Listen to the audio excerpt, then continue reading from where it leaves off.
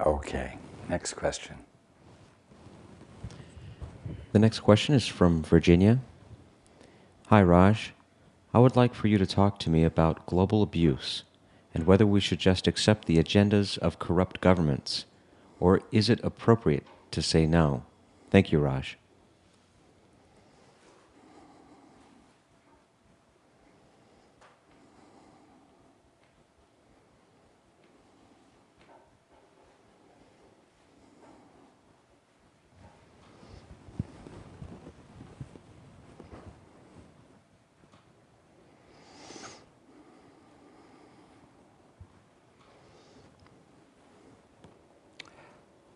Does that sound like an intelligent question?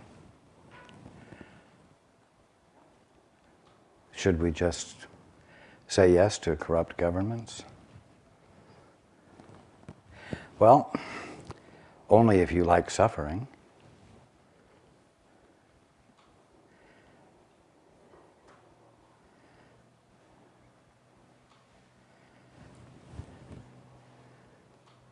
What do you think you're here for? What does any one of you think you're here for? You are here to glorify God. Now that's a nice phrase, isn't it? What does it mean? Well, if God is intelligence, if God is love, if God is principle, then you are here to be the expression of love, principle, intelligence. You're here to voice it. That's how you glorify God, by witnessing for God. And how do you witness for God? By being what He created you to be, His presence.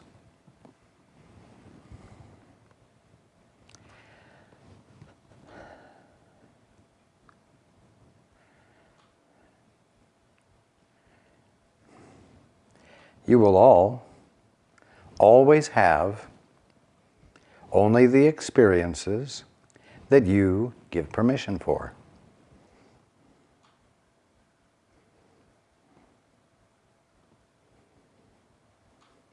Stop giving permission to what you don't like. Stop giving permission for what is unintelligent. Stop giving permission for what is unloving. Stop giving permission for what is unprincipled. Oh, I know, you got to come out of the closet then and stand up and let your voice be heard, right? Oh, and that makes waves, right? Of course it does.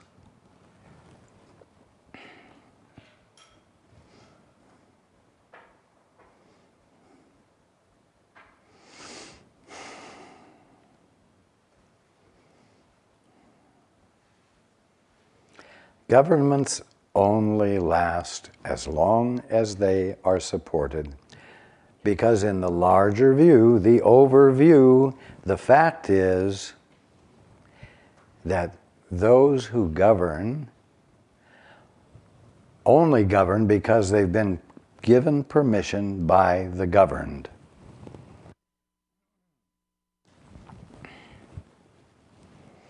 As long as the, quote, governed say they like the way it is, or they don't dislike it enough to stand up and let their voice be heard in opposition, they will be governed poorly.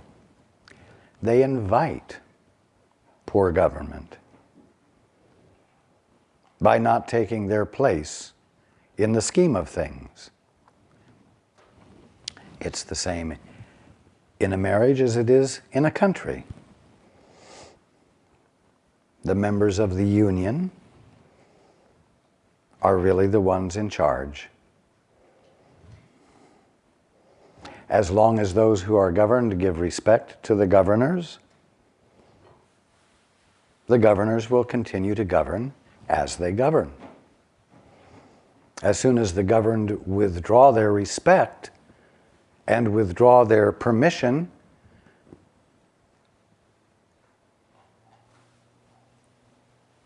and move in a direction different from the governors,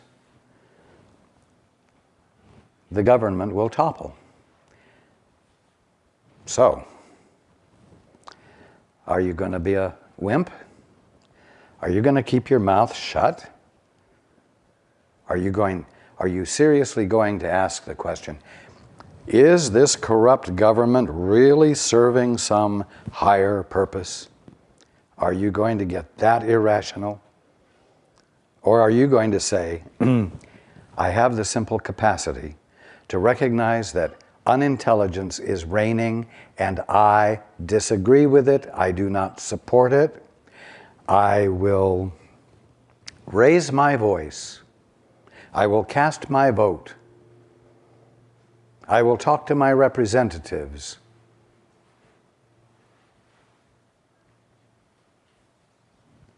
And I will let my intent, I will let my intelligence be heard.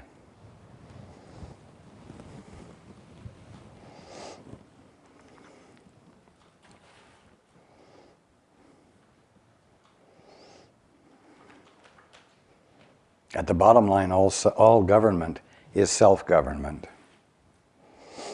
So,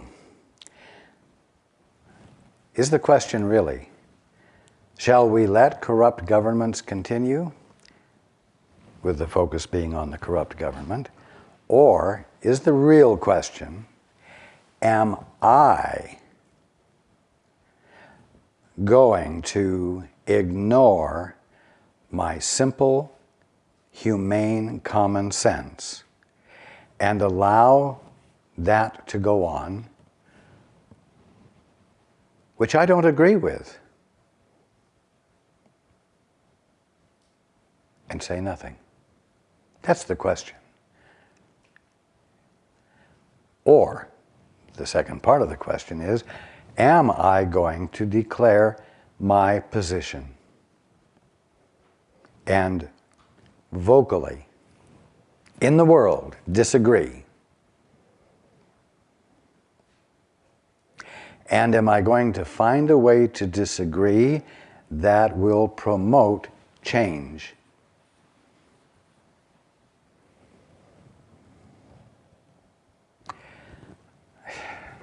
Well, I know that involvement takes energy. It means that if you're going against the status quo, you're going to get some flack. And maybe you feel like you shouldn't have to put forth that much energy. It's not fair. And the repercussions might not be worth it. Well, wait a minute. To be living in a circumstance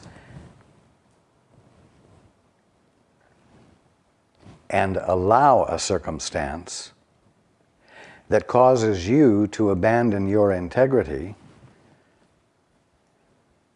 isn't that unprincipled?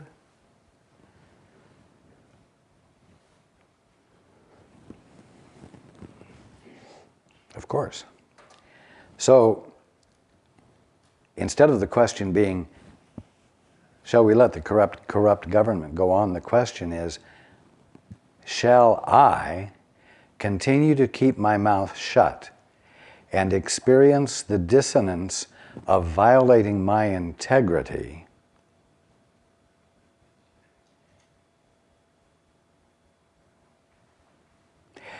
and thereby secure ongoing suffering for myself by my intent and lack of action?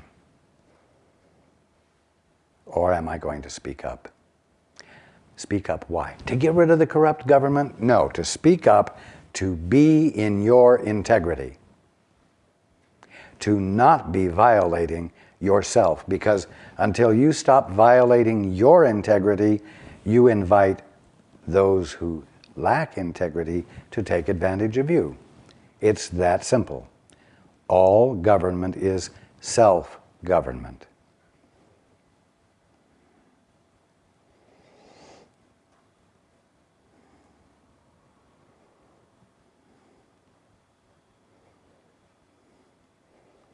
There's no world where governments govern. There's only a world where the inhabitants of the world allow certain things to happen or disallow certain things to happen. So let's see where the problem lies, because that's where the correction lies. And that's the answer to your question. Okay.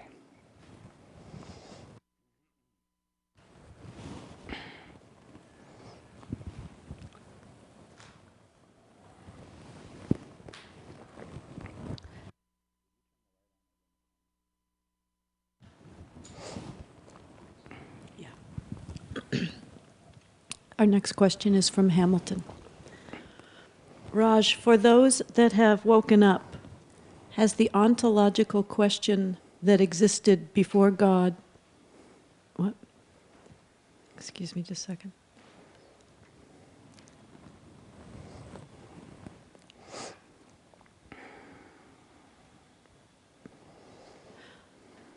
Okay. Raj, for those that have woken up, has the ontological question, what existed before God, been answered or satisfied? When I contemplate this question, it feels like my existence is being annihilated.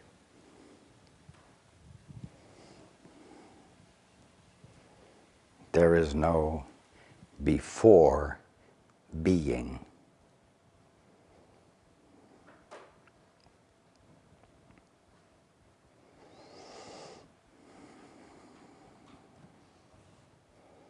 The question cannot be answered because the question doesn't make sense. There is no context of before being. The serious question is to be or not to be. That is the question. No, that's not the question. Because there is no choice. The supposition that there is a choice is what makes the answer to the question difficult to come by. When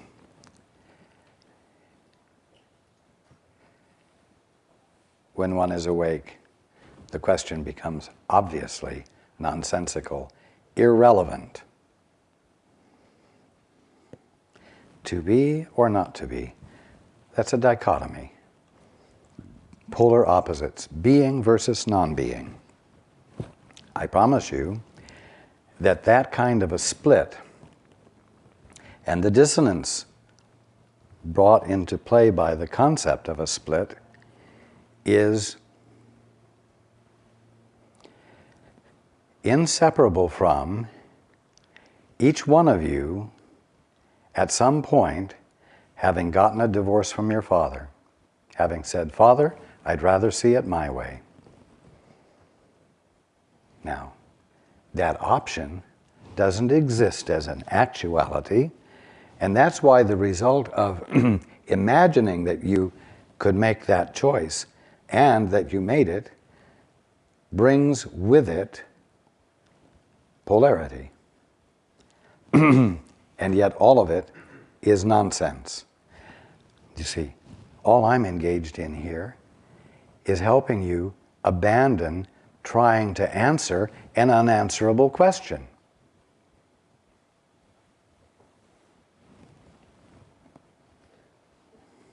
And to abandon trying to be what you can't possibly be. You see?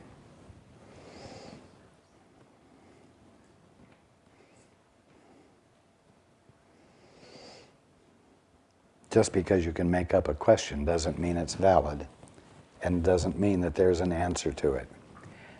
And unanswerable questions become obvious nonsense when you're awake. Okay.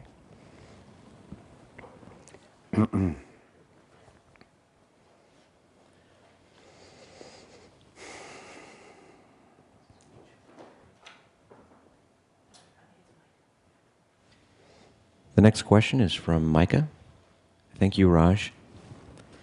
I know you said it's only an intersection. Last time to me, and I seem to be always at them. So here I go again. Is it a good move to travel south to live for a while, and the friend in the west of my country whom I just have spent time with? I would like to ask you for a healing for him. Thank you, Raj.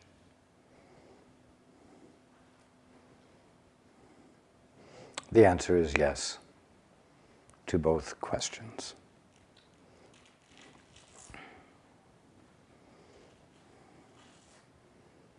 Very simple. Do it simply. Don't complicate it. That's the end of the answer.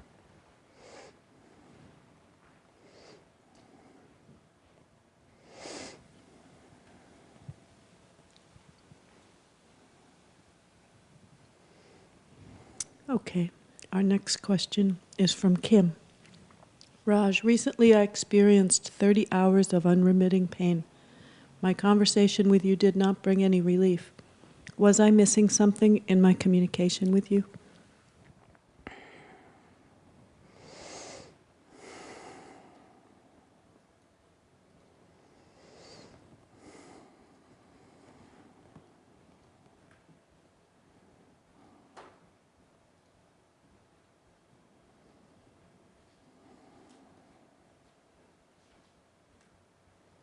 Just a moment.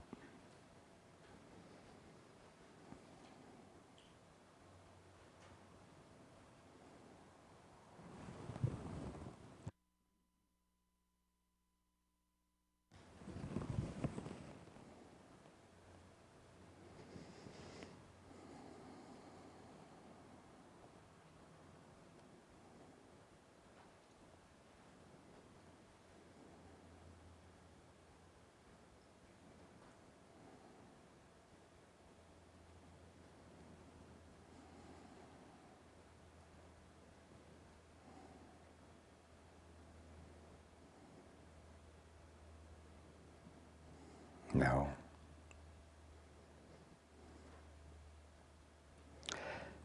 It simply took that long for you to yield to something outside the box of the focus of pain.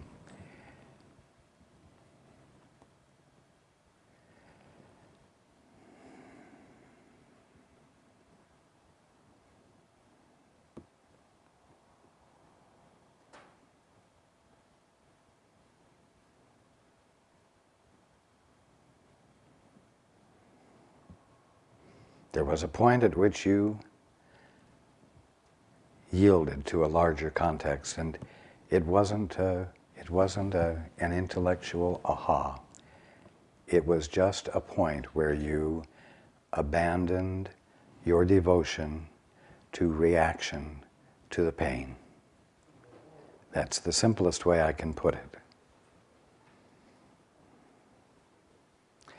There was a point at which you abandoned believing that you had to protect yourself against the pain. And when you yielded by giving up the self-protection, it left.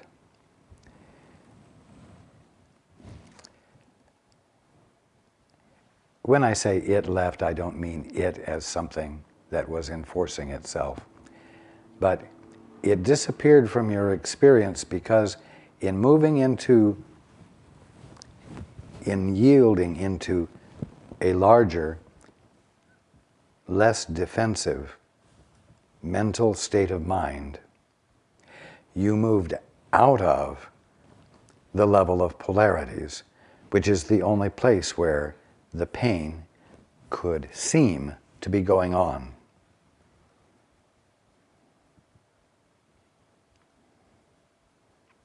It's as simple as that.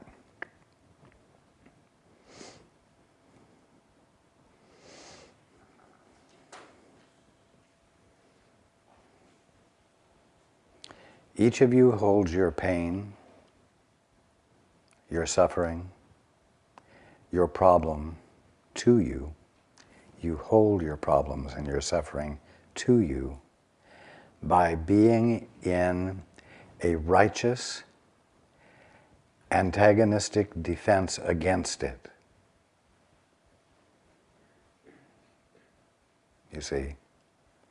You see the pain or the suffering or the situation as being against you, and you go against it, righteously or unrighteously, but you go against it. You are stuck in and a part of a polarized dynamic. Just as I said earlier, if you think you're in the body and you need to be out of the body, you have a polarized dynamic. And you can participate in it by trying to move from one position to the other when that is not what is needed. What is needed is to step back into a larger perspective out of the level of polarity.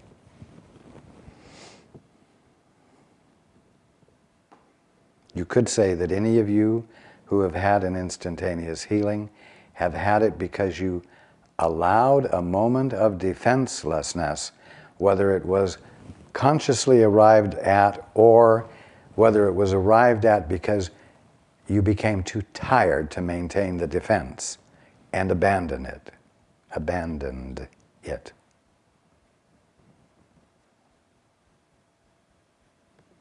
You see the dynamic. Keep it in mind. Contemplate it.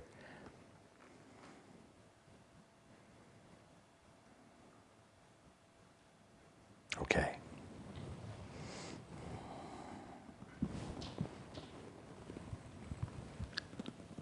The next question is from Wendy.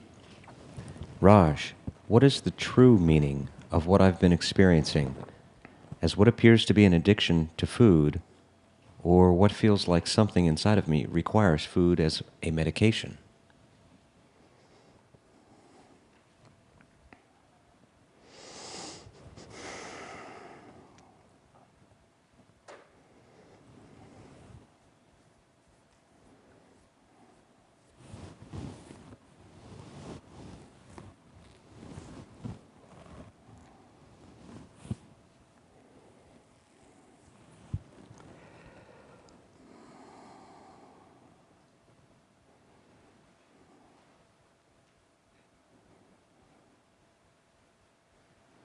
Well, Wendy, you're pissed off. There's an injustice that you are unforgiving about.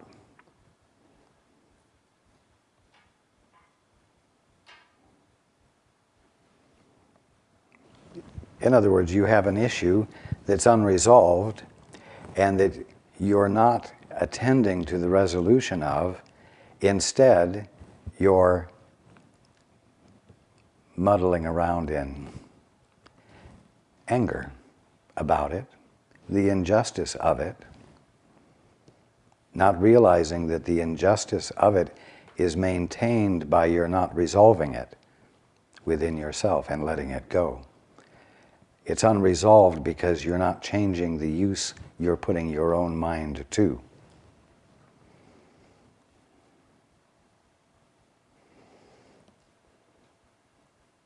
And so you are choosing to do something for yourself that no one has the right to object to, and that you find satisfaction from physically and emotionally. Because after all, if you are going to have to live with an unresolved grievance, then you have a right to some relief of your choice. If you cannot assert yourself to resolve the issue, then you will assert yourself in another way, a self-satisfying way. And I am being very direct with you here. But you need to see it. The real need is to abandon the grievance. The grievance is not keeping you from being the fullness of what God is being right there where you are. But you're choosing to hold the grievance and get justice without resolving the issue, and instead behaving in an unwise but satisfying way to you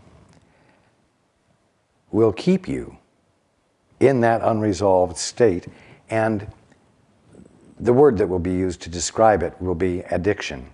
But it's not to food, it's addiction to avoiding becoming clear in your own mind and refusing to continue to use your mind unintelligently.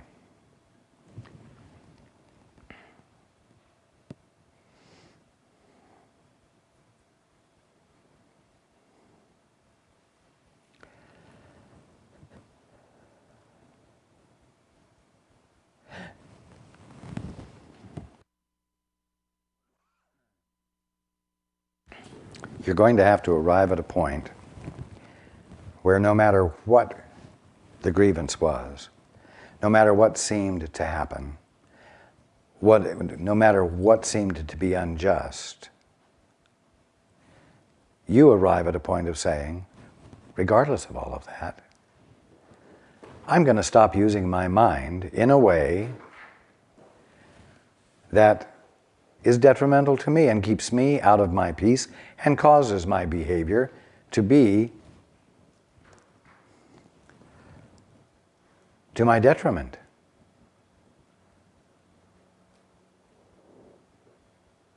In other words, instead of saying in so many words, blah, blah, blah, so-and-so has ruined my life, you've got to say, regardless of what so-and-so did, I'm going to start living my life again. Not by doing unintelligent things, not by leaving the grievance there to fester, but by abandoning it altogether, because I don't choose to let my mind be occupied with thoughts of injustice, thoughts of imbalance, thoughts of anger, frustration, and hate. I'm not going to do that with my mind anymore, because that constitutes a state of conflict, when the fact is that my mind, being a gift from God of His mind, is a singularity, incapable of being conflicted. Therefore, it's not my nature to indulge in generating conflict with my mind that ruins my experience of my life. You see? I know that that doesn't resolve it in the sense of causing justice to occur, penalty to be extracted from the bad so-and-so, from the grievance situation. But hey, if you want to go for grievance and you want to go for justice, at least understand that it's your choice of how you're going to use your mind, which is causing you to act out an addiction that it's not your birthright to experiencing, and there's no justification for you to be experiencing.